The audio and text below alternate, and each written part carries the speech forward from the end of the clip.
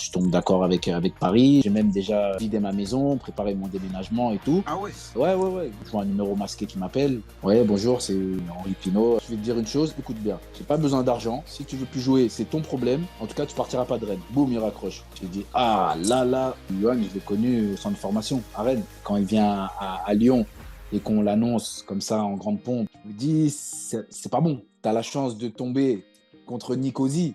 Tu vas là-bas et tu te fais éliminer, mais c'est dramatique. Salut tout le monde, nouvel épisode de Call Interview avec Jimmy Briand, monsieur, plus de 100 buts en Ligue 1. Bref, on va se régaler, mais avant, comme d'habitude, 72% des viewers de Call Interview sont pas abonnés à la chaîne, donc j'ai besoin que vous souteniez le projet en vous abonnant, les petits pouces, les petits commentaires pour qu'on ait cherché des gros noms. Et je vous ai dit, on a des très gros qui arrivent bientôt.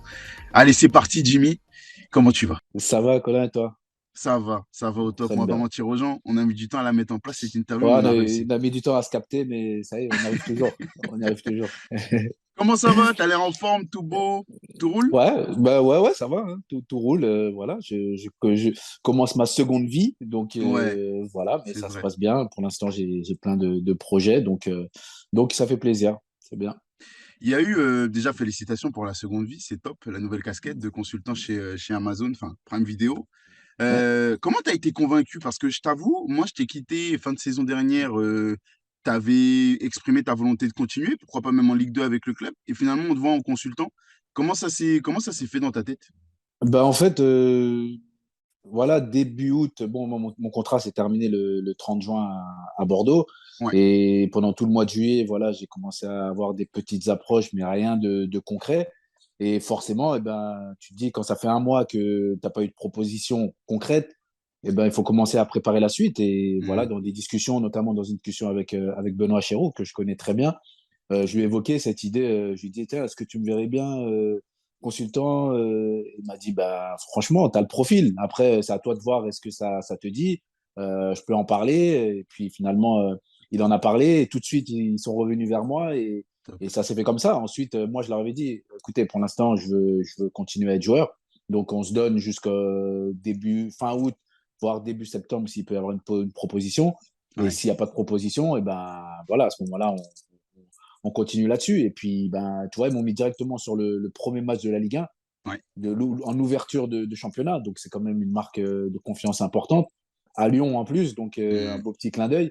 Et puis, il s'avère que j'ai eu des retours plutôt positifs. Moi, je me suis senti de plus en plus à l'aise dans ce rôle. Et puis le fait qu'aucune proposition vraiment intéressante soit arrivée, à un moment donné, j'ai dit, voilà, je passe la barrière et puis j'annonce ma retraite finalement. Bah, du coup, Donc, le concours de circonstances, ça s'est fait un peu par la petite porte entre guillemets, tu vois? Du fait qu'avec enfin, quand tu finis la saison, tu sais pas trop où tu es vraiment avec les Girondins, donc il y a pas de jubilé, il y a pas de gros au revoir. ouais, Pour une figure importante comme ça de Ligue 1 qui dépasse la barre des 100 buts, c'est quand même, ça fait un peu bizarre de devoir partir ouais, comme non, ça d'un coup, ouais, tu vois? je suis d'accord avec toi. Et même, tu vois, moi, dans mon esprit, je m'étais dit, ça serait bien que tu retrouves un dernier challenge parce Ouais. que ça fait 2 ans que tu es à Bordeaux, tu joues pas beaucoup, ça se termine un peu en eau de boudin avec une descente. C'est dommage de partir sur cette image. Maintenant, la vérité, c'est que j'ai rien eu de concret qui m'intéressait. Et Ouais. à partir de là, moi, je suis pas un forceur. Ça veut dire que je vais Ouais. pas aller. Voilà, si on veut de toi, tu es libre et qu'il y a juste à rentrer en contact et qu'il n'y a rien, finalement, c'est que peut-être personne n'était intéressé par mon profil ou peut-être Mmh. on pensait que j'étais inaccessible ou enfin j'en sais rien, mais en tout cas il s'avère que j'ai rien eu qui a pu me dire vas-y déplace la famille, on va dans un dernier challenge et après Ouais. faut savoir prendre des décisions. Ouais, bien sûr, Il y avait aussi bien sûr. cette proposition de Prime.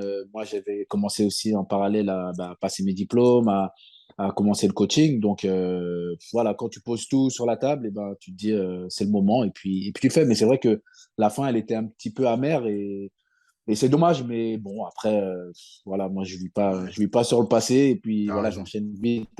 j'enchaîne vite avec autre chose. Dis-moi justement, comment ça se passe les premiers pas pour toi dans le monde professionnel? Est-ce qu'il y a eu, alors, il y a le côté, évidemment, on est un peu enlevé de la famille, on a un rythme un peu différent qu'on connaît un peu chez la majorité des footballeurs, mais le côté chose que toi, tu as eu à travailler pour vraiment franchir un palier et aller vers les pros, ça a été quoi? Qu'est-ce que tu as vraiment dû changer dans ton jeu ou dans ta personnalité pour évoluer? La chose que j'ai dû assimiler, c'est qu'en fait, moi, depuis l'époque de Clairefontaine, parce que je suis parti à 13 ans à Clairefontaine, Ouais. où ben, j'avais déjà quitté ma famille, comme tu dis, etc. Et en fait, j'ai toujours été avant-centre. Mhm. J'ai fait toute ma formation avant-centre. Et tu arrives en pro, il y a un Alexander Fry devant. Ouais. Forcément, tu vas pas arriver et lui prendre sa place. Donc, Non. ben, tu as le coach qui vient te voir en réserve. Moi, à l'époque, c'était Vaïd Aïlodzic, Mhm. qui vient me voir à l'époque où on joue le maintien. Et en fait, il vient me voir sur un 16e de finale de Coupe Gambardella, où je suis avec les 17, les 18 ans de Rennes, où on joue à Guingamp. Donc, il vient. Et puis, je fais un super match. Et à partir de là, il m'appelle dans le groupe pro pour m'entraîner. Mais par contre, bah, t'as Fry. Donc, moi, il me dit, bah, tu seras sur les côtés, tu seras un ailier. Mais moi, c'est pas ma qualité d'aller, de dribbler, de centrer. C'était pas une qualité première. Ouais. Voilà, ça allait, mais voilà, quand tu as joué toujours avant-centre et on dit, bon, bah, tu vas sur les côtés, bah, tu es jeune, tu vas, et puis tu travailles, tu écoutes les conseils, et puis tu essayes de percer tout doucement. Et puis en fin de saison, il me donne mon premier match en pro à 17 ans au Parc des Princes, Mhm. côté droit. Donc, ben, tu croques dedans, et puis finalement, il s'avère que dans ma carrière, j'ai joué autant sur le côté que devant. Donc, voilà, c'est la seule chose durant ma formation où j'ai dû ben, dire, ben, tu es en jeune, tu marques but sur but en étant avançante, mais là, on te demande d'être côté, de continuer à marquer des buts, mais aussi de faire marquer l'avançante et Ouais. puis de défendre aussi. Donc, c'est toute une gymnastique à faire, mais bon, tu as tellement envie de réussir que tu prends ce qu'on te donne et finalement, ça m'a servi dans ma carrière. C'est bien parce que t'es le meilleur associé, en gros. Tu vois, tu dis que tu as dû apprendre à donner des bons ballons à l'avant-centre. Tu vois, là, tu me donnes un bon ballon, tu vois. Ouais. J'allais en parler de cette déclaration parce elle est pas si fréquente dans le foot. C'est pas si fréquent une star parce que pour ceux qui ne le connaissent pas ou qui l'ont pas connu, Alexander Fry, c'est à la lutte tous les ans avec Pedro Miguel Paoletta notamment pour être meilleur buteur et c'est un buteur incroyable, un joueur suisse En mais jouant à Rennes, incroyable en jouant à Rennes. Ça en veut dire jouant à Rennes. que à C'est l'époque, dire, c'était pas le Rennes de maintenant, c'était un Rennes, c'est dire. voilà, milieu de tableau, des fois qui faisait des coups, et c'était un buteur incroyable. Ah ouais, Ouais, incroyable. avec tout le respect que j'ai pour Rennes et le Rennes de l'époque, le voir dans un club comme l'Olympique Lyonnais, par exemple, j'aurais aimé voir si ça aurait pris ou pas. Mais bref, c'est une des curiosités qu'on aura toute notre vie, ça fera pas. Mais voilà, ce que je voulais dire, c'est avoir un joueur comme ça qui, quand il s'en va, fait un hommage pour un jeune joueur qui est en devenir, c'est assez surprenant et rare. Est-ce que ça atteste d'une relation particulière qu'il y avait entre vous ou pas du tout? Pas une relation particulière, mais vous voyez mon état d'esprit, vous voyez que j'étais bosseur, respectueux des anciens, et Mhm. pourtant, bon, il m'a pas ménagé parce que moi, j'étais ailier droit, et Fry, il faut lui mettre le ballon là où il demande. Ouais, Sauf que moi, c'est pas ma qualité première de te faire un centre au cordeau et de. Donc, non, il m'a pas ménagé, mais moi, j'ai toujours travaillé, été respectueux de ça. Et après, avec le temps, tu comprends qu'un buteur, il veut le ballon dans un endroit parce qu'il sait que si tu lui mets le ballon là, il y a de grandes chances qu'il fasse la ouais, différence. Donc, ouais. à gauche, il avait Monterrubio. Le ballon, il arrivait là où il Oh, ouais. voulait, hein. Il n'y avait pas de Oh, problème. ouais. Ouais. Et à droite, bon, ben voilà, ça a mis un peu de temps, mais vous voyez que dans l'état d'esprit, voilà, je faisais du mieux que je pouvais et surtout, je jouais pour l'équipe. Ça, quand tu es jeune et que tu viens dans le groupe pro et que tu joues pour faire avancer l'équipe, ça, c'est quelque chose que les anciens apprécient parce que C'est vrai. forcément, ben, tu es jeune, toi aussi, tu veux te montrer, toi aussi, tu veux percer. Mais d'abord, il faut penser à l'équipe. Et ça m'a suivi toute ma carrière. Et du coup, bref, tu es bien entouré quand même pour émerger en tant que jeune joueur.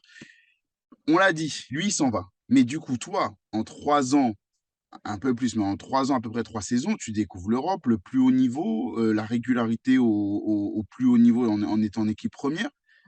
Et il y a en 2008, si je dis pas de bêtises, l'hypothèse d'un transfert au PSG qui prend forme. Mhm. Alors moi, petit, j'ai grandi en étant supporter du Paris Saint-Germain. Donc quand Moi on m'a aussi. dit, quand, je sais bien en plus. Quand on me dit Jimmy Briand proche du Paris Saint-Germain, les yeux comme ça, on se dit, bon, bah, la bonne pioche. Pour rappeler le contexte, il y a le départ de Pedro Miguel Paoletta qui fait que le Paris Saint-Germain a besoin de se renforcer. Il y a eu l'arrivée de Waro, mais c'était un peu léger. On voulait vraiment renforcer le secteur offensif. Est-ce que tu peux me dire, toi, comment tu vis les choses, à quel point ces échanges étaient avancés et pourquoi ça capote? Alors ça, c'est une grande, pas un regret parce que je suis content de la carrière que j'ai eue, mais tu vois, comme je te l'ai dit, moi je suis issu de la région parisienne. Ouais, Paris, c'était le club de mes rêves. C'était le club quand j'étais petit que, ben, avec la maison de quartier, on avait la chance des fois d'aller au parc. Voilà, c'était Paris. Et on arrive, ouais, en effet, déjà, il faut savoir, en 2007, en fait, je prolonge mon contrat ouais, parce que je commençais un petit peu à être sollicité. Je prolonge mon contrat avec une garantie de pouvoir partir à l'été 2008. Comme ok. ça se fait, mais bon, allez, on est à l'époque, C'est on est en important de le 2000 savoir. 2007, on est en 2007-2008. Moi, c'est mon club formateur. Le directeur sportif, ben, Pierre Derossi à l'époque, me dit, Ouais, ben voilà, tu prolonges. Et nous, on voit que ta progression, à un moment donné, Rennes, ça va devenir trop petit. On va t'ouvrir les portes. Donc, ben, moi, je prolonge, je suis content. On fait une bonne saison. Enfin, non, même pas, on fait pas une bonne saison. On fait une saison un peu moyenne. Et tu ouais, as Pierre Drossi qui, en janvier ou février, je crois, décide de quitter le poste et de repartir directeur sportif. Et il prend en entraîneur Guy Lacombe. ouais. Voilà. Donc Guy Lacombe qui arrive. Et moi, ça, je l'ai su après. Guy Lacombe, quand il arrive, il dit moi, j'accepte de signer, mais par contre, cet été, on garde Briand. Ok, Donc, ça, c'est le coach. Moi, j'ai un ok. accord avec la direction. Mais ben, on arrive en été 2008.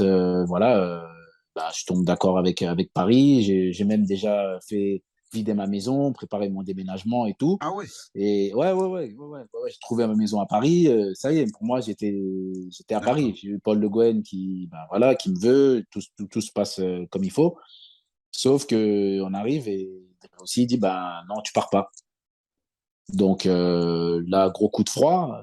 Je lui dis comment ça, je pars pas. Voilà, ben, le coach, il a besoin de toi. Je dis ouais, mais nous, on avait un accord. Ouais, mais bon, voilà. Donc du coup, moi, je me braque. Je décide de plus venir à l'entraînement, de forcer mon départ.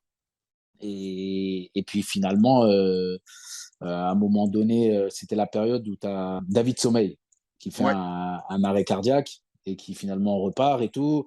Euh, voilà, je commence à me dire, je suis là, ça fait 2 semaines que je suis en train de courir tout seul, que je vais plus aux entraînements, qu'il m'appelle tous les jours, je réponds pas. Je dis, moi, vous tombez d'accord avec Paris. Et puis finalement, à un moment donné, ça dure trop longtemps et tu as Henri Pinault, le grand patron, ouais. qui prend son téléphone. Ça veut dire que, alors, pour savoir, pour mettre dans le contexte, lui, il s'occupe jamais du sportif. Mhm.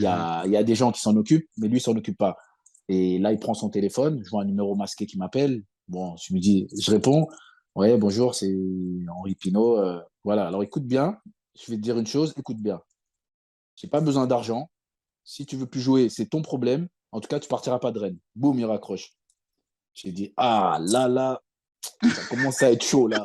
Là, ça commence à être chaud. Quand le patron il a parlé, donc, donc je prends cet appel sans réponse, même pas le temps de m'expliquer, rien.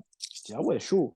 Et puis, ben, tu as l'accident de David Sommeil et tout. Et puis, tu as mes proches qui me disent, ben voilà, réfléchis parce que là, tu tombes sur un os. Tu vois, tu peux des fois forcer ton départ et tout, mais et puis finalement, bah, tu as Alain Roche, qui à l'époque est directeur sportif du PSG, qui m'avait dit bah, écoute, on va se battre jusqu'au bout, jusqu'au dernier jour du mercato. Voilà, on te veut. Et il s'avère qu'après cet appel, il me dit moi, j'ai reçu l'appel de Pinot, écoute, je laisse tomber et tout. Donc, à partir du moment où celui qui te dit on va se battre, il te laisse, tu retournes derrière toi, il n'y a plus personne. Ah oui, Eh ben voilà, je me suis dit ben c'est l'heure de voilà de capituler entre guillemets. ouais. T'es quand même dans un bon club, tu sais que tu vas jouer et puis finalement on est tombé d'accord sur une nouvelle réévaluation de mon contrat et puis tout doucement je me suis remis dedans et puis finalement j'ai fait une très bonne saison qui malheureusement s'est terminée par ma blessure. Ouais. Mais voilà l'épisode de Paris en gros Wow. et c'est dommage parce que c'était un rêve d'enfant, mais bon, après, comme je dis, moi, je crois beaucoup au destin et peut-être que c'était pas Ouais. mon destin. Ouais. Le retour au, le retour à la vie quotidienne, quand on fait comme ça, quand on va si loin, parce que un joueur qui refuse d'aller à l'entraînement, c'est énorme.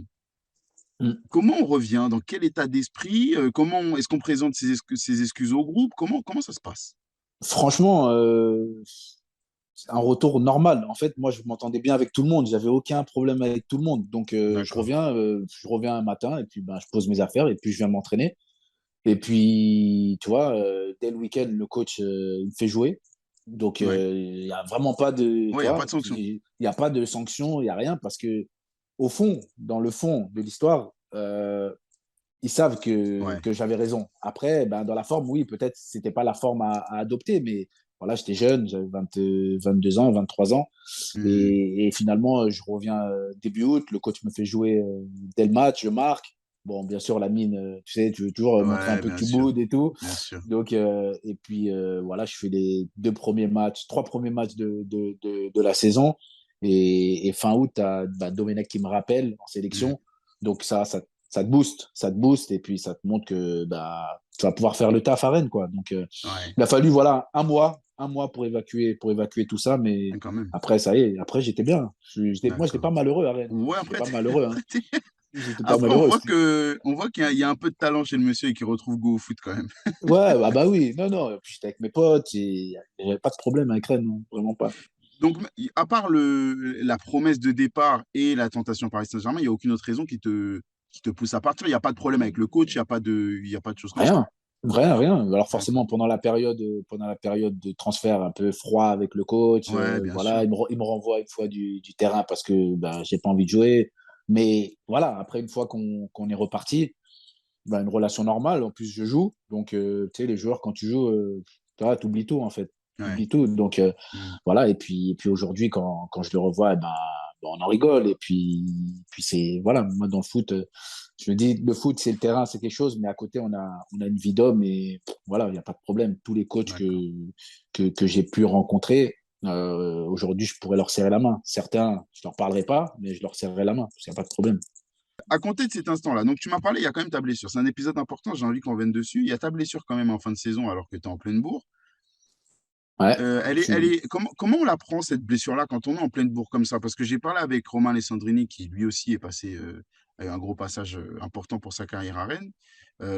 Il en a beaucoup souffert de ce moment-là parce que ça le coupe complètement, même s'il arrive à repartir après, mais ça le coupe complètement. Lui il me disait quand même que c'était le plus haut niveau qu'il avait atteint dans sa carrière avant la blessure et qu'il a jamais su retrouver ça. Même s'il a beaucoup travaillé, même s'il a eu des périodes très bonnes, il a jamais retrouvé ça. Est-ce que toi, tu as eu cette sensation-là un petit peu, que tu marchais sur l'eau, que tu as pas retrouvé? Non, non, non. J'étais à un très, très haut niveau. Ben, la preuve, c'est que je me blesse en équipe de France. Donc, Ouais. c'est pas anodin si je suis en équipe de France et j'étais à Mmh. un très bon niveau. Mais après ma blessure, j'ai atteint un niveau quasi similaire. Peut-être pas le même parce que forcément, il y a eu des petites différences dans le corps, mais j'atteins quand même un très bon niveau après. Et enfin, je signe à Lyon Mmh. pas longtemps après mon retour de blessure. Mais oui, forcément, au moment où je me blesse, je suis dans une forme, dans une très bonne forme. Pour la petite anecdote, ouais, ben, on est en équipe de France. On fait on est, je crois, on est à 2, 3 jours du match. Et on fait Mmh. une petite mise en place. Et potentiellement, en tout cas sur le moment, je vois qu'il met l'équipe un petit peu en place, le coach Domenech, et qui me met pour la première fois de ma jeune carrière titulaire en équipe de France. Mmh. Après, c'était une mise en place 2 ou 3 jours avant. Ça aurait pu changer, mais en tout cas, bon, tu sens les signes, tu commences à sentir les signes. Et puis l'après-midi, on fait une séance de jeu réduit, et là, je me pète le genou. Ouais. Carasso qui me rentre dedans et qui me pète le genou. Donc tu dis, voilà, c'était un moment où normalement tu aurais dû avoir un truc exceptionnel qui arrive. Et puis Mmh. finalement, tu te retrouves sur le flanc pendant 9 mois. Et c'est pas facile à vivre. Mais Ouais. bon, une fois de plus, ben, tu repars, tu travailles pour revenir de ta blessure et puis t'en reviens. Mais ouais, c'était un moment pas simple. Et bon, je l'ai vécu difficilement au début, et puis après, quand j'ai vu que ça repartait, eh ben voilà, ça a été mieux. Est-ce qu'il y a d'autres sollicitations avant l'OL? Il y a la blessure certes, mais il y a d'autres propositions? Il y a d'autres clubs qui viennent vers toi? Bah ouais, en fait, bah, tu vois, du coup, je loupe mon départ au PSG, je fais Ouais. ma saison et je me pète. Et en fait, quand je me pète, il faut savoir que l'année d'après, je me retrouve en fin de contrat. Mmh. Donc, je me pète en mars, et la saison ben, continue. Du coup, je suis pas transféré l'été parce que je suis blessé. Je Ouais. repars la saison, il y a un nouveau coach qui arrive qui est Antonetti. Mhm. Du coup, on arrive en décembre où je reprends et je suis libre en juin d'après. Ouais. Donc, tu te dis, bon, ben, c'est bon, tu sais, je vais partir libre. C'est bon, avec ce qu'ils m'ont fait, je vais partir libre. Et j'ai 6 mois pour revenir, pour me montrer et dire que je suis opérationnel, quoi. Donc, ça a été un leitmotiv. En plus, le fait qu'il y avait la Coupe du Monde Ouais. 2010.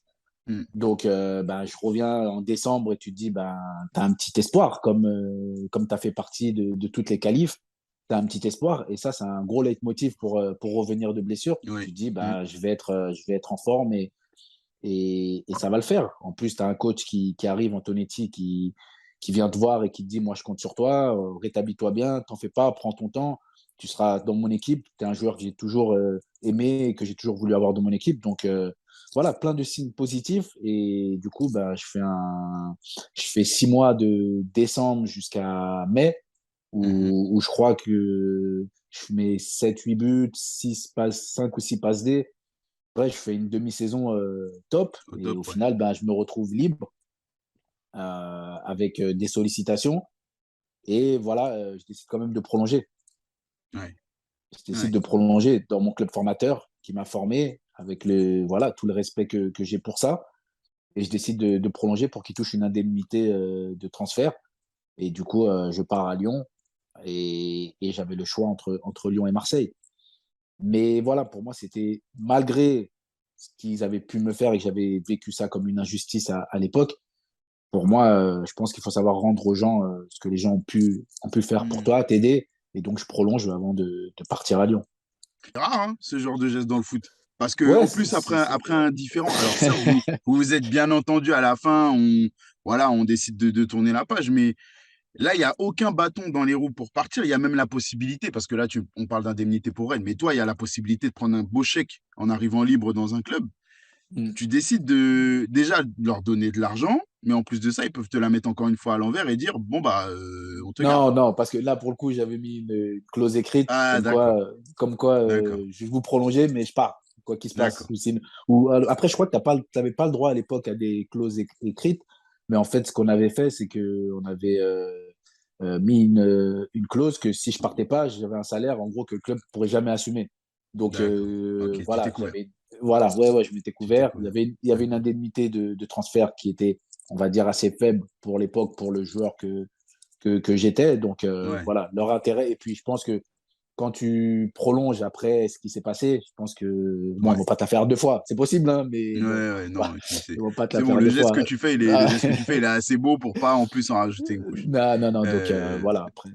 Mais tu me parles de l'OM alors. Alors, déjà jusqu'où ça va? Comment se mettent en place les pions pour le transfert? Et pourquoi toi tu décides, au-delà du côté je suis parisien, qui joue un petit peu, comment tu décides d'aller à l'OL plutôt qu'à l'OM? Bah, en fait, voilà, j'ai des sollicitations à l'étranger également, Mhm.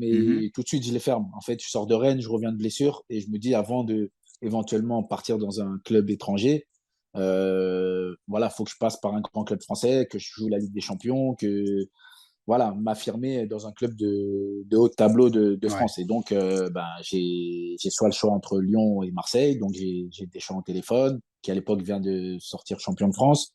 J'ai Lyon également, qui vient de perdre son titre depuis 2 ans. mmh, Et voilà, tu as un choix. Tu as un choix à faire. Donc, voilà, tu te poses, tu regardes, et puis finalement, tu choisis Lyon parce que il y a un projet où tu as Govou qui part, où on te dit que tu vas être ouais, son remplaçant. Et puis, bah, Lyon, c'est un club, malgré tout, qui, sur la dernière décennie, avant que je signe, était le club phare, quoi. Donc, ouais, oui, il y bien avait sûr, ce côté Marseille qui est, on va dire, un peu plus passion, mais Lyon, c'était la régularité. ouais, Et j'avais voilà, envie de découvrir ce grand club, de découvrir ce président qui est quelqu'un. Et au final, ça se fait avec Lyon et Claude Puel, entraîneur. Donc voilà, je rejoins une très grosse équipe malgré tout. C'est plus un choix. Il n'y a pas une histoire de c'est pas une Marseille, critique, il y a pas de Paris. critique, Non, ouais, non, non, non, non, non, non, c'est un choix. d'accord, Voilà. d'accord. Bah, alors j'ai regardé un petit peu les interviews que tu avais données sur justement ce passage-là de ta carrière où tu parles c'est un gros choc, déjà on le devine de l'extérieur au passé de Rennes, même si c'est un très bon Rennes, Passer de Rennes à l'OL, il y a évidemment un énorme monde d'écart entre les deux, surtout à ce moment-là.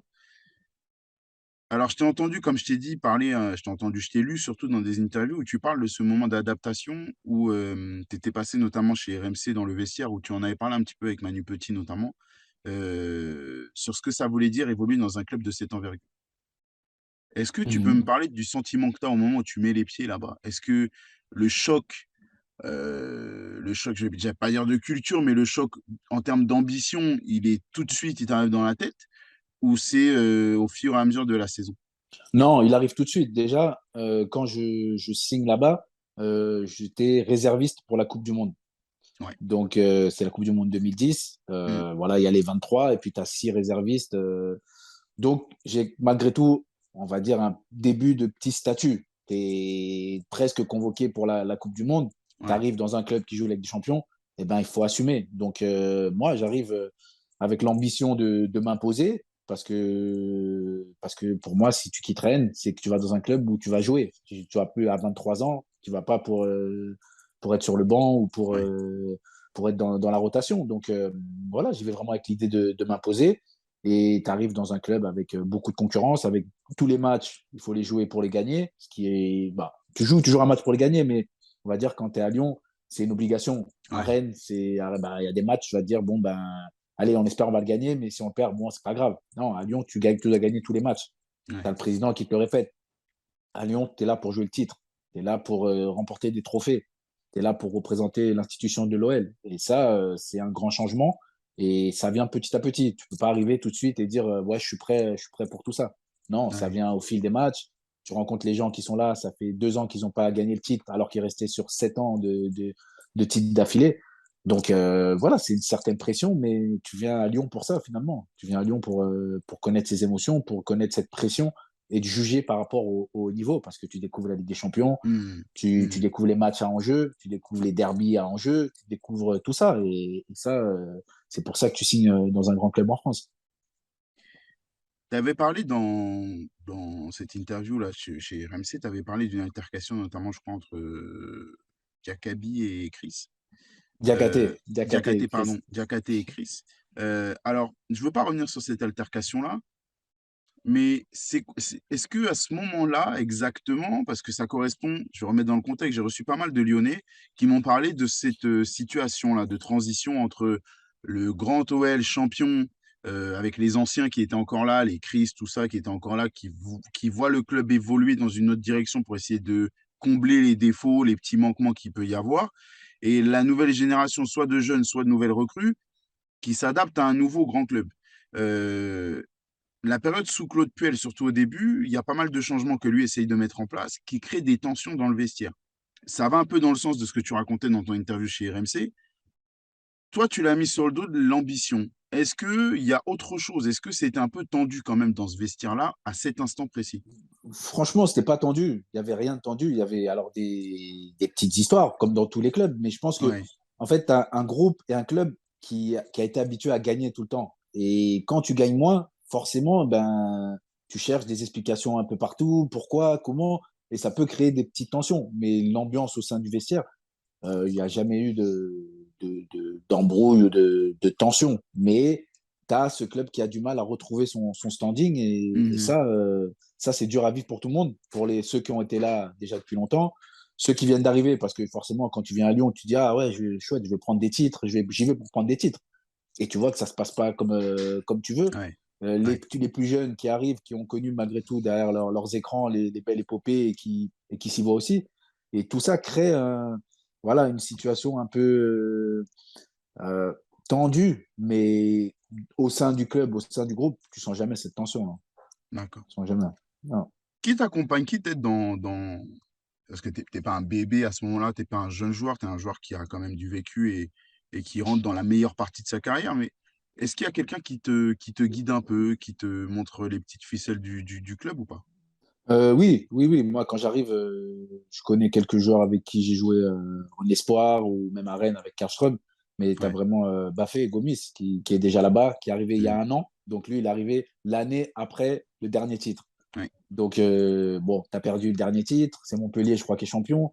Euh, voilà, il t'explique. il faut retrouver les sommets. Tu es dans un club où il faut gagner. Tu es, dans un club où il faut que tu sois toujours en haut. Tu es, Mhm. un avant-centre, tu dois marquer tant de buts. Voilà, et il te guide, il t'explique comment le club il fonctionne. Surtout, bah, lui, il a vécu ça 1 an avant parce qu'il était une recrue. Il était une recrue. En plus, qui venait de Saint-Étienne. Ouais. Voilà, il m'explique tout ça et ça me fait du bien parce qu'on joue ensemble en plus devant et ça me permet d'être tout de suite dans la culture du club et dans ce que ce club demande comme exigence, quoi. Donc, ça a été Ouais. un support important. Après, on se connaissait depuis les sélections de jeunes. On Mhm. avait suivi nos carrières parce qu'on est de la même année, on est né à 4 jours d'intervalle. Donc, voilà, ce soutien-là, je ne l'oublierai jamais parce qu'il m'a fait un bien fou. Bon, alors, tu me l'as dit, tu découvres du coup l'ambition du très très haut niveau. C'est pas facile de se mettre au haut niveau, mais quand même, dans ton nombre de participations en match et tout, on sent que bah voilà, tu assumes le statut avec lequel tu es arrivé, tu es un joueur très important de l'effectif, tu fais tes matchs, tu es un titulaire.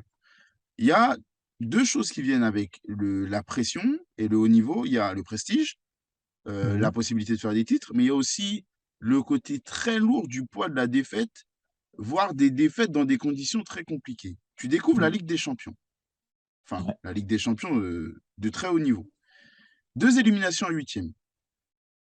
La première face au Real Madrid. Jusque-là, on peut rien dire, monsieur. C'est dommage pour le club qui a l'habitude d'aller, qui vise plus haut, mais c'est le Real Madrid, on peut pas non plus vous taper dessus. La deuxième, c'est contre Nicosie. C'est la première fois que tu connais une désillusion si importante Ouais, en club. ouais, ouais. Que ce Oui, soit oui, pas. oui. Enfin, je veux dire, c'est un club, vous étiez censé largement écraser ce club-là, en tout cas sur le papier, on vous dit ça. Mhm. Et tout le monde l'attend comme ça. Et il y a un mini raz-de-marée quand même qui se met en place après ça, après cette élimination-là. Comment toi, qui vis ça pour la première fois, bah, comment tu le vis?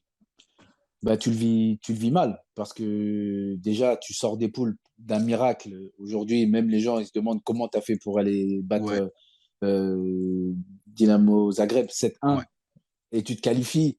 Tu as la chance de tomber contre Nicosie. Tu dis, les planètes, elles sont alignées. Donc, tu vas là-bas et tu te fais éliminer. Mais c'est dramatique. Et les jours qui ont suivi, c'est dramatique. C'est là que tu comprends et que tu prends conscience que dans un grand club, la défaite, elle est interdite contre qui que ce soit. Et on te le fait comprendre. On te le fait comprendre en ville, on te le fait comprendre au club, le président te le fait comprendre. Et ça, c'est une défaite qui a été très dure, ouais, qui a été mm, très dure à vivre. Ouais. mm. Comment vous vous en remettez en interne? Parce qu'on a l'impression, tu sais, avec le Paris Saint-Germain aujourd'hui, par exemple, en février, si le club n'est pas passé, on sent que la fin de saison, elle est longue jusqu'à l'année d'après. C'est un peu ça, l'OL. C'est un peu le même Pareil, scénario. c'est exactement la même chose. Et au final, ben, tu te rajoutes une pression encore plus incroyable, c'est que tu es obligé de te requalifier pour la Ligue des Ouais. Champions. Et là, tu arrives dans une période où il y a des équipes qui commencent à émerger, où c'est plus aussi évident que ça que l'OL soit en Ligue des Champions. Et puis, heureusement que cette fin de saison, tu termines troisième, Ouais. tu te qualifies pour le tour préliminaire. Mais forcément, quand tu te fais éliminer par Nicosie, la fin de saison, ben, tu n'as plus de droit à l'erreur. Tu as déjà épuisé toutes tes cartouches, quoi. Dans le foot, on parle souvent de cycle. Là, pour toi, personnellement, tu sors de Rennes, bon club français, tu arrives à Lyon, excellent club français, tu vis plusieurs saisons. Tu signes là-bas, on l'a dit, les joueurs ils signent là-bas souvent pour engranger des titres. Parce que Lyon sort d'une grosse domination, on s'attend à ce qu'elle continue encore un peu. Même s'il y a eu l'anomalie, entre guillemets, des deux titres perdus, on se dit que Lyon va reprendre Bah, son droit. Ça se passe pas comme ça. On dit que 3 saisons dans un club, dans le foot, c'est un moment où on fait un bilan déjà. Est-ce que toi, il y a un moment où tu te dis, finalement, l'OL, c'est pas aussi cool, stylé que je pouvais le croire en arrivant. Est-ce il y a une remise en question et tu te dis peut-être qu'il faut que j'aille voir ailleurs, après ce moment-là? après ce moment-là, non, mais le club te le fait sentir parce que tu termines ta troisième saison et ils te disent eh ben, aujourd'hui, on est dans une nouvelle politique, il faut que tu partes.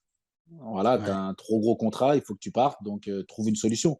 Et moi, personnellement, après 3 ans, ouais, tu te dis, tu vas à Lyon, tu vas gagner des titres. Tu vas te dire, tu vas enchaîner les titres, tu vas... et ça se passe pas comme ça. Donc, intérieurement, tu as envie de rester pour dire, hey, je vais vous montrer que je peux être décisif et je peux faire partie de cette OL qui arrive à regagner des titres. Et puis, ben, on arrive à l'été 2013 où tu as le club qui te dit, ben, il faut que tu partes. Donc, ils m'envoient en réserve avec Baffé. Et ils me disent, bah, trouver une solution parce que, voilà, une nouvelle politique, on veut plus de gros salaires et vous, vous êtes sur la fin à Lyon, quoi. Donc, compliqué, pareil, compliqué, mais ce sont les grands clubs, j'ai envie de dire. Tu me dis si tu as envie d'en parler ou pas. C'est Yoann Gourcuff. Mhm. Alors lui aussi, il est arrivé en grande pompe avec un statut, avec des attentes et avec des moments compliqués. Est-ce que toi, il y a un rapprochement qui se fait? Est-ce qu'il a un échange avec toi? Est-ce qu'il y a des petites confidences qui se font par rapport à ce que vous vivez? Mais bien sûr, parce que moi, je dis, Johan, je l'ai connu au centre de formation à Rennes. Ouais, C'est un ami. Et quand il vient à Lyon et qu'on l'annonce comme ça en grande pompe et qu'on lui prépare tout ça autour de lui, je me dis, c'est pas bon. C'est pas bon ouais, parce que c'est pas lui. C'est pas lui, ça lui ressemble pas. Et encore plus dans un club qui est dans une période un peu, on va dire, limite et on te présente comme le sauveur. Non, ça, c'est pas pour Johan. Johan, c'est un joueur collectif, c'est un joueur d'équipe qui se fond dans une équipe. C'est pas lui il va sauver l'équipe après, mais une fois qu'il sera fondu dans l'équipe. Et moi, j'ai essayé de le soutenir le plus possible dans cette période-là. Il avait vraiment envie de réussir à Lyon, mais c'était trop compliqué, je pense, tout ce qui s'est passé, ces blessures malheureusement. Et, et c'est dommage parce que c'est le genre de joueur qui aurait pu ramener Lyon là où il mérite d'être, c'est sûr. donc dès le départ, l'approche, elle est pas bonne. De Lyon, moi je pense qu'elle Ouais, n'est de pas Lyon. bonne. De Personnellement, Lyon. je pense qu'elle n'est pas bonne.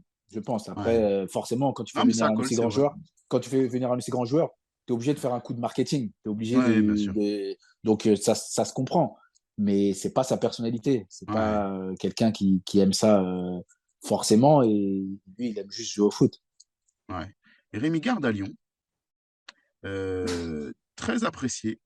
Très apprécié par la jeune génération. J'ai parlé à Jordan Ferry notamment, qui m'a dit tout le bien qu'il pensait de lui et que justement, il était le bon personnage au bon moment pour ce lion-là qui avait besoin d'être redressé. Quand j'ai fait notre préparation d'interview, je retombe sur la période où justement, tu es un peu envoyé on veut se débarrasser de toi. On te fait rentrer, je crois, en préparation à la toute fin de match à la place de Lacazette. Et ça pète un peu. Alors déjà, est-ce que tu peux me parler de ce que tu ressens à ce moment-là, de l'échange qu'il y a entre vous, parce que lui, il dit que vous avez discuté et que les choses sont un peu aplanies et que vous allez trouver une solution pour d'ici la fin du mercato. C'est un peu du discours de façade. Est-ce que tu peux me dire ce qu'il en est à ce moment-là? Alors, franchement, pour répondre à ta question, je te dirais pas les deux coachs à qui je ne serrais pas la main. Mais Rémi Garde, je lui serrais la main. On s'est déjà revu, on s'est déjà D'accord, expliqué et j'ai aucun problème avec lui. Et tu vois, la preuve, c'est qu'il a même voulu me faire venir à Montréal quelques années c'est après. vrai. Donc, non, sur le moment, tu sens une injustice parce qu'on veut te mettre dehors, pas pour des raisons sportives, pour des raisons plus contractuelles. Et puis tu te sens, on va dire, un peu lésé. Donc, ça se passe plus ou moins bien, mais moi, je suis en fin de contrat. Donc, du coup, moi, je dis, mon intérêt, finalement, c'est de jouer, de me faire remarquer Mhm. pour pouvoir partir en fin de saison. Donc, ça va, ça se passe bien. Voilà, quelques petits accrochages, mais toujours dans le respect, j'ai envie de dire. Ouais. Et j'ai aucun souci avec lui. Et tu vois, preuve en est même, c'est que ça aussi, on n'en a jamais parlé, mais quand je quitte Lyon, en fin de contrat, le président m'avait même fait une proposition de contrat pour prolonger. Ah bon? Ouais, il m'a fait une Ah ouais, ça, j'ai jamais proposition. entendu parler. Alors, moi, maintenant, avec le recul, c'était une proposition, on va dire, pas bidon, mais voilà, pas terrible. Alors, est-ce que c'était pour dire, bah, nous, on l'a quand même proposé quelque chose, mais il Ouais, ne voulait pas rester ou parce que bon, tu ne pouvais pas passer de là à là. ouais, Donc, bien sûr. mais quand même, il y avait quand même eu cette démarche auprès de mon agent. Et bon, moi, là, j'étais déjà la tête ailleurs. Et puis, de toute façon, je pense qu'on ne serait jamais tombé d'accord avec les écarts qu'il y avait. Mais pour dire que non, à Lyon, j'ai eu aussi Claude Puel qui, à un moment donné, m'a mis sur le banc. Mais j'ai jamais eu de problème avec ces coachs-là et je les apprécie vraiment. Cette fin d'aventure à l'OL. Dis-moi un peu ce qu'il en est. Quelle proposition tu as sur la table? Est-ce qu'il y a une volonté de ta part? Parce qu'au départ, quand tu quittes le Rennes, tu dis que tu veux rester en France, même si tu as des propositions de l'étranger. Est-ce que là, il y a une volonté de découvrir la vie à l'étranger? Ouais, ouais, ouais, clairement. Clairement, tu sors de 4 ans à Lyon où tu as découvert le haut niveau et tu te dis, ben, après Lyon, normalement, c'est le départ pour l'étranger. Donc, Hmm. oui, il y a cette volonté. Après, cette volonté, tu n'as pas les offres qui t'intéressent. Ouais. Donc, à partir de là, eh ben, tu restes, tu passes pareil, comme tout à l'heure. Tu es en fin de contrat au 30 juin. Tu te dis, ah ouais, c'est bon, au 30 juin, déjà, tu te dis même avant le 30 juin, les clubs ils vont se renseigner. Et puis finalement, tu n'as pas grand-chose. Tu n'as pas des clubs qui t'attirent, t'as pas des. Et au final, ben, je me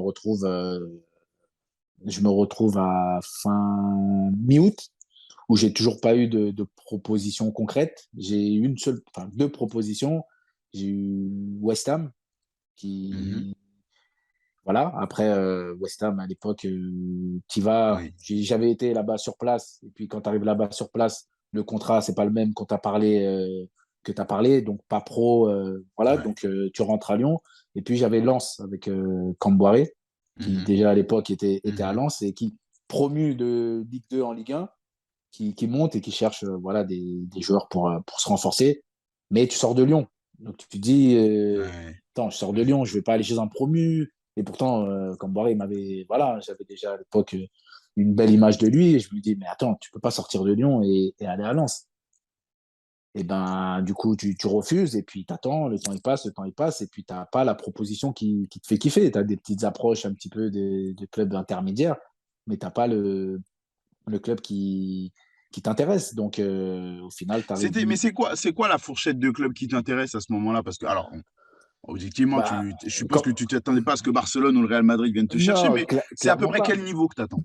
Bah, tu vois, quand tu sors de Lyon, tu t'espères au minimum des clubs, on va dire, alors pas le Big Four d'Angleterre, mais on va dire les clubs en dessous, genre Everton, Aston Villa, D'accord. enfin des clubs quand même qui comptent. Je parle Ouais. pour parler de l'Angleterre, hein. Ouais, Tu ouais, vois, bien sûr. tu dis, voilà, tu espères, voilà, plus jeune, tu as eu en plus des contacts avec ces clubs, tu te dis, attends, ils t'ont oublié ou t'es devenu bidon, Ouais. ou je sais pas, tu te poses Hmm. des questions parce que tu es libre déjà.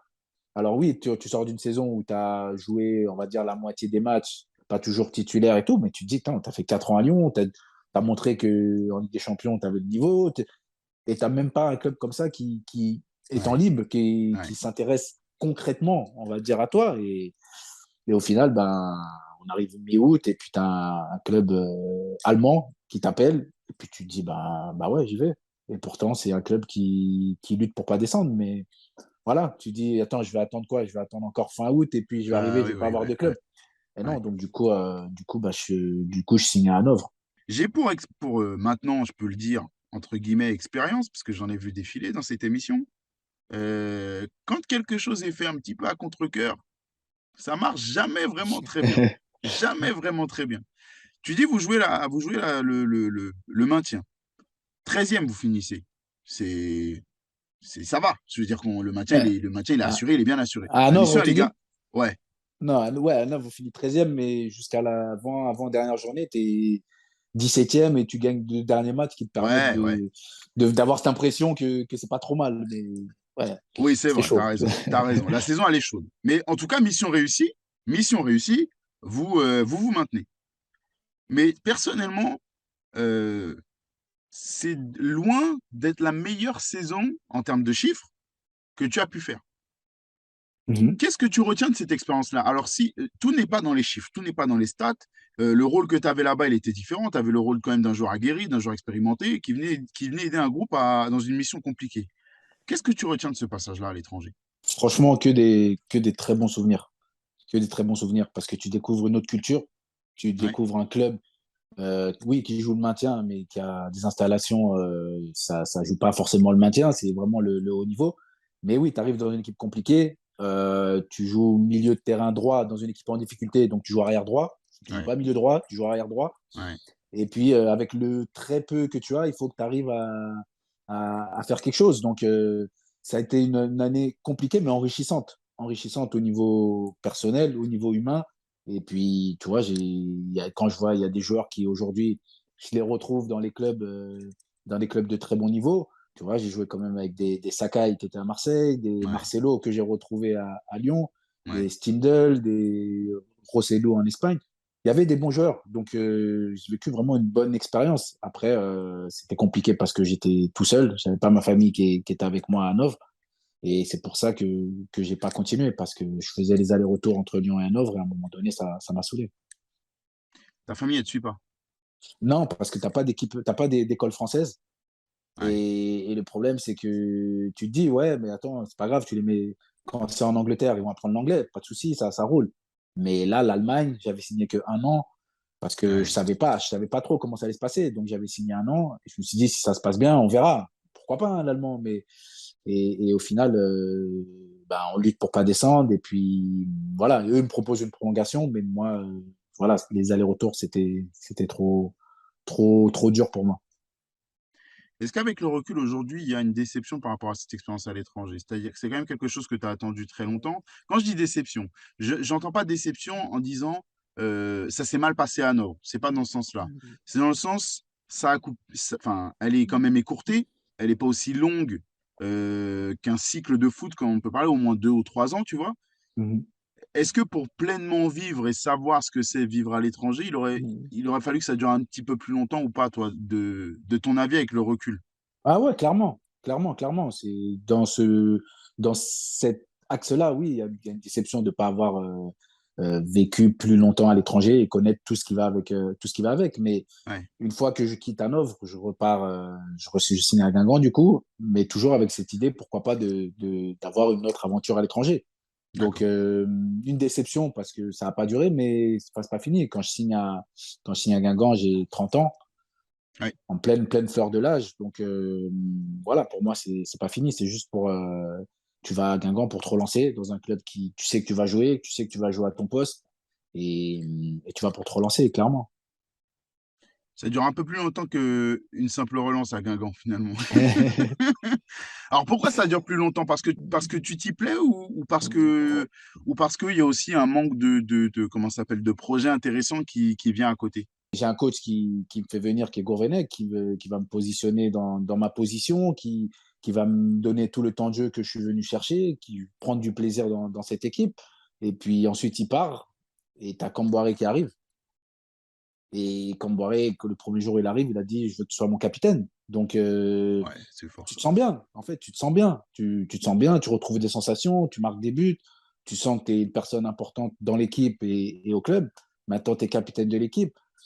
Voilà, je dis, quand tu te sens bien quelque part, pourquoi partir? Pourquoi Mmh. partir? Quand tu dis quand tu signes à Guingamp, tu as 30 ans. Ouais. Alors finalement, tu restes pas qu'une saison, tu restes 3. Donc on est dans les 33, on approche des 34. La mentalité, l'état d'esprit à ce moment-là, c'est quoi? Parce que alors, j'y vais en marchant sur des œufs, mais il y a cette idée de départ à Montréal Mhm. avec, tu l'as dit, Rémi Garde qui te fait, un bel appel du pied. Toi, dans ton idée, c'est justement, on est dans cette idée de repartir sur une expérience à l'étranger que tu voulais absolument connaître, c'est ça? Ouais, ouais, oui, oui, oui. Au fond de mon esprit, oui. Après, voilà, les circonstances ont fait que ça s'est pas terminé comme je voulais. Donc, je voulais partir là-bas. Et voilà, c'est compliqué, comme je t'ai dit, d'en parler parce que c'est ça fait encore mal. Mais voilà, l'idée, c'était de partir à Montréal, vivre une expérience unique avec Ouais. ta famille, pour 3 ans. Donc, voilà, limite, même pourquoi pas t'installer là-bas. Donc voilà, c'est une fin compliquée, mais moi, je retiens juste les 3 super années que j'ai passées. Ouais. J'étais apprécié du public, j'étais apprécié de tout le monde, et je veux pas que cette fin me fasse oublier tous les bons moments que j'ai pu passer. Donc voilà, j'ai pas de problème, même quand je retourne des fois en Bretagne, quand je retourne, voilà, les gens ils m'apprécient. Après, tout le monde n'a pas les tenants et les aboutissements. C'est pas le lieu pour en parler comme j'ai pu te dire. Mais voilà, moi, je garde une bonne expérience de Guingamp. Alors Bordeaux, comment dire? C'est un peu particulier parce que depuis quelques années à Bordeaux, on a tous un peu de mal à suivre ce qui s'y passe. Il y a des projets, des débuts de projets, des coachs finalement qui s'en vont. C'est un peu difficile à suivre. Alors c'est déjà pas le club le plus médiatique, heu, en termes généraux, enfin d'habitude, c'est-à-dire que à part la grosse récemment le passage Gourcuff, le passage Laurent Blanc, il n'y a pas trop eu de gros intérêts médiatiques sur Bordeaux. Et là, on est dans le flou total. De l'intérieur, quand on est joueur et qu'on voit un flou aussi important dans l'organisation, dans la suite du projet du club, comment on vit ça? Franchement, voilà, je signe à quasi 34 ans à Ouais, Bordeaux. ouais, Euh, je signe le lundi et le jeudi, le coach qui t'a fait venir, il dit je pars. Donc tu sens déjà que ça va être un petit peu. Mais bon, tu dis, tu sais, tu pensais avoir tout vu dans le foot, mais finalement, non. Le coach qui te fait venir, eh ben, je pense qu'il était mal déjà avec la direction. Il avait du mal à prendre des joueurs, à recruter des joueurs. Bon, finalement, il me fait venir et puis il part. Donc tu te dis, bon, ça part sur une base un peu compliquée. Derrière, tu as le changement de propriétaire. mhm, Donc après un mois, j'avais déjà connu deux ouais, entraîneurs et deux directions. ouais. Mais malgré tout, tu es à Bordeaux. Tu dis que c'est un club historique, c'est un club mythique et que les gens qui sont censés être au pouvoir, ils ont cette idée du club et ils veulent le remettre là où le club mérite d'être parce que c'est un club historique, tout simplement. Ouais, c'est vrai, c'est un club historique. Tu penses à ça et tu penses que ça va aller comme ça, que tout va se remettre sur les bons rails. Tu D'accord. penses vraiment. Et tout, toutes les 4 années que j'ai passées, à chaque fois, tu te dis ça va repartir. C'est pas possible qu'un club comme ça, il parte à la dérive comme ça. Alors, il y a plusieurs éléments. Je suis d'accord avec toi, de toute Ouais, façon, là, mais il y a nous, de plein l'ex. d'éléments. Là, on va passer.